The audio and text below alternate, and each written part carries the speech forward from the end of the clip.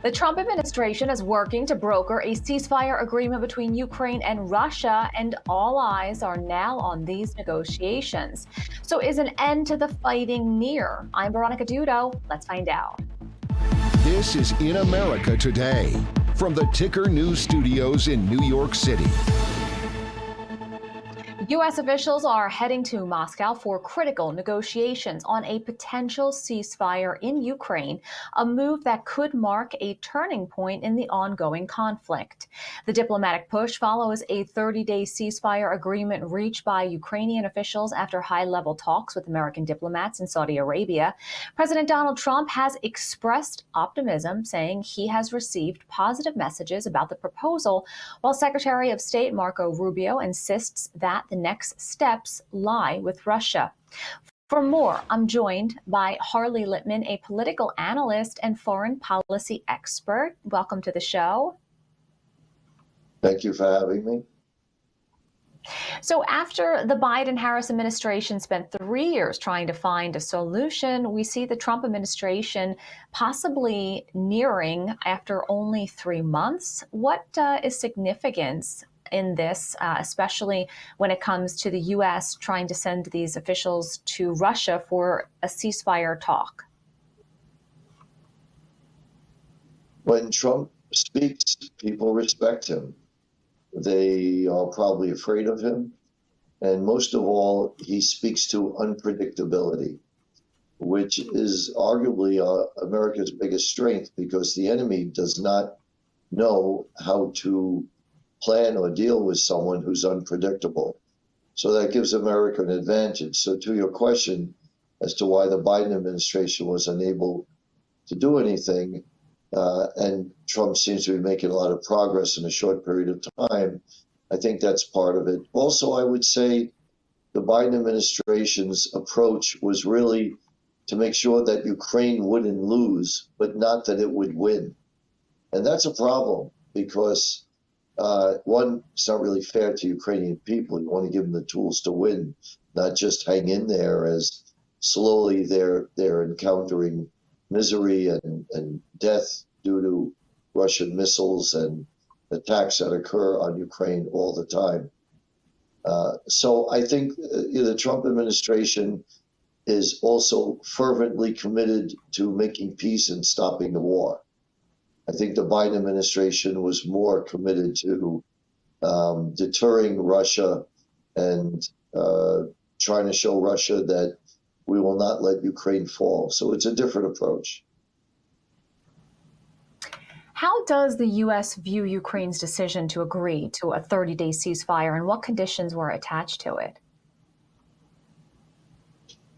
The U.S. administration is delighted that Ukraine has agreed to a 30-day ceasefire. For those of you who may not have been following, the Trump administration, and President Trump in particular, has been unhappy with the Ukrainian leader, Zelensky.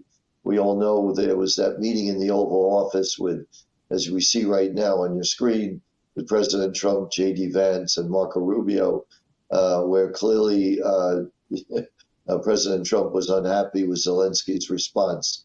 And he made a comment after that saying he doesn't even know if Ukraine really wants peace, which was very effective diplomacy, because it pushed Ukraine to make a statement or do something that proves that they really do want peace. And after all, their people are desperate for peace. So the fact that Ukraine agreed to a 30-day ceasefire, one, speaks to Zelensky doing what Trump wants. So Trump is pleased with that. Also, it does stop fighting for now. But the real challenge is to get Russia to agree to this. And now we're going to find this is where the rubber is going to meet the road. If he thinks he had a challenge with Zelensky, he didn't, because Zelensky is dependent on the United States, and Trump could put a lot of pressure on Zelensky. Putin is very determined to get back his old empire. He has said that many times. He thought the biggest calamity of the last century was not World War II, but Russia losing its empire. So you're dealing with Russia, which is a imperialist nation, trying to impose their will on Ukraine, which is a independent democratic nation that elected Zelensky in a fair, free election. But Russia feels that Ukraine is part of Russia. Historically, in fairness to Russia, it's always been part of Russia, except for a very brief period of time during Lenin's rule at the turn of the last century. And Putin feels that Ukraine flirting with NATO poses a risk to Russia's security. That's Russia's point of view. Ukraine's point of view is we had an election, Zelensky was elected, and Ukraine is an independent nation, and Ukraine was attacked by Russia out of the blue to destroy Ukraine. And Russia has done a lot to destroy a lot of Ukrainian infrastructure. So Ukraine basically wants to survive. Russia wants to conquer. That's the essence of the conflict. So first, President Trump, of course, is trying to get that ceasefire deal. But then after that, there has to be some type of negotiations for the war to officially end. How difficult is this going to be for the administration? Well, it's going to be very challenging, but here's where we are. Russia's had two demands all along, that Ukraine not be part of NATO, and that Russia is clearly going to keep the land that it has already conquered from Ukraine. Now, the Trump administration has more or less acknowledged, directly or indirectly, that they respect those conditions. So, in one sense, you could argue Russia's kind of won. Zelensky is unhappy with that because he feels you can't reward aggression. Zelensky is worried that Putin will not honor any agreement. He'll use a ceasefire to re-equip and rearm and come back again at Ukraine or other nations in Europe, such as Moldova.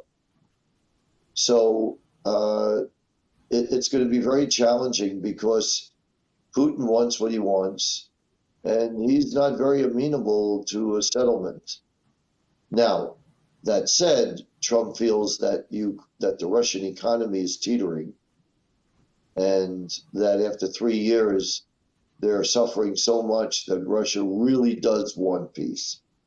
That's the view that the Trump administration has, and they may be right. So this is where we'll find out very shortly. What role is Middle East envoy Steve Witkoff expected to play in the Moscow talks?